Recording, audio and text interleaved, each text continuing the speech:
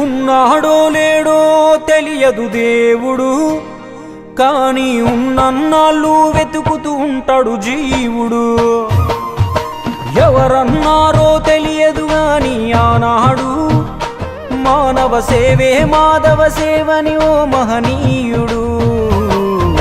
దేవుడంటే సాయమేరా తమ్ముడు, ఆ దేవుడే ఇది చెప్పిన ఎవ్వడు నమ్మడు. దేవుడంటే సాయమేరా తమ్ముడు, ఆ దేవుడే ఇది చెప్పిన ఎవ్వడు నమ్మడు. ఉన్నాడో లేడో తెలియదు దేవుడు, కానీ ఉన్నన్నాళ్ళు వెతుకుతూ ఉంటాడు జీవుడు.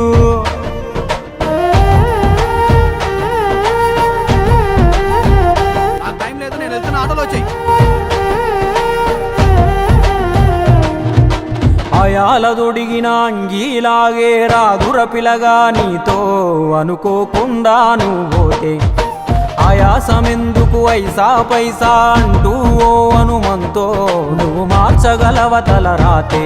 నీ ఎదుటివాడి కన్నీళ్లు తుడువగా చేయి రాదు నీకు, నీకెదురయ్యేటి అవరోధ సంద్రమును ఎవడు దాటిస్తాడు.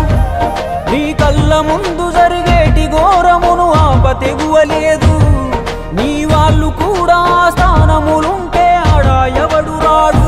సూర్యుడు విసుగే లేకుండా వెలుగుతో సాయం చేస్తాడు, చంద్రుడు తిరిగేమడగడుగా చలువను రోజు పంచుతాడు. కనుకే వేల ఏళ్ళుగా వాళ్ళ స్థానము గగన తలము పైనే.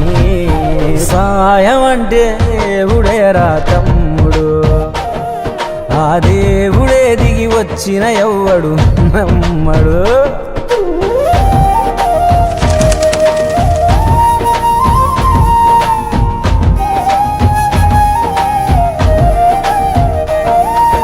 పిడికెడు కడుపుకు సాలద నీకు ఎందుకు ఆస్తులాశ, మూడో తరముల దాకా వరస నువ్వు శ్రమించి గట్టిన నీ ఇంట్లోనే ఉంచరు గోడకు ఫోటో, గుర్తుండదు నీ పేరేంటో.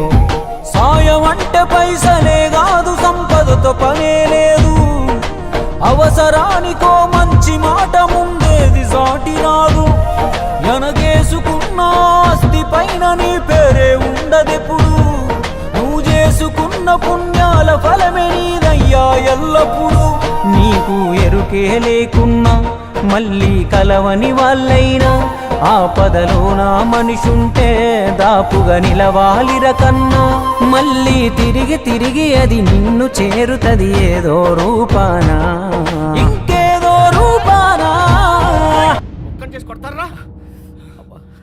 థ్యాంక్ యూ సార్, న్యాయంగానే కొన్నాను సార్, పక్కబట్టి కొట్టారు సార్. అబ్బా అబ్బా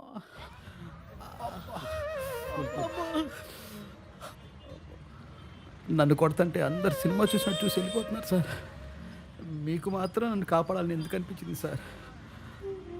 నీకు జరిగినట్టే నాకు ఒకరోజు జరిగింది. అందరూ సినిమా చూస్తున్నట్టు చూసి వెళ్ళిపోయారు, ఒక పెద్ద ఆయన మాత్రం వచ్చి నన్ను కాపాడాడు.